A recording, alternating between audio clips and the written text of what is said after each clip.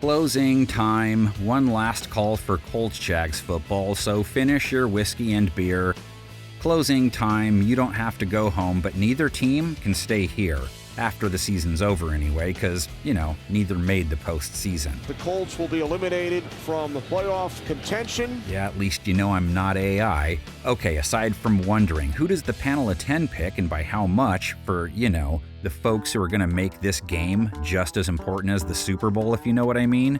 What else might one watch for?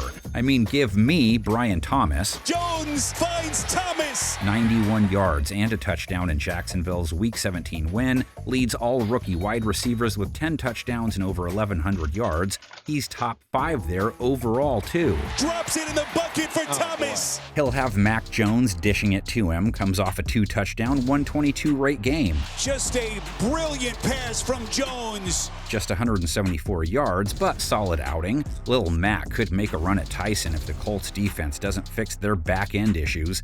A little lift, maybe? Gave up 300-plus yards, 4 touchdowns, a 155 rate to Drew Lock.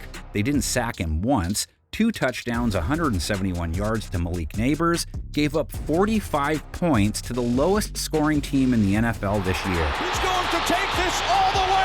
Jags defense, on the other hand, held the Titans to 13, held Mason Rudolph to 193 yards, 1 touchdown, 1 pick, a mid-70s rate, sacked him 3 times. Trayvon Walker, Josh Hines Allen, 1 each, JAH with 8 for the year, Walker 9.5 sacks now. Jags defense able to get off the field. Jags linebacker Foye Oluokun needs 2 more tackles for his 5th 100-plus tackle season in a row. He should have plenty of chances to crack the 100 mark. Jonathan Taylor, 2 touchdowns versus the Giants, 125 yards for the game, over 1,200 yards for 2024 now. Taylor takes it all the way for a Colts touchdown. Michael Pittman, Alec Pierce both come in off 100-yard games. Both guys 700-plus yards for the season. Flacco to the end zone. It is caught. Pierce. Joe Flacco flinging it for them in their loss to New York. You'd think they'd like to see Anthony Richardson one more time, just for the sake of it, though it was Flacco who faced Jacksonville when they played earlier,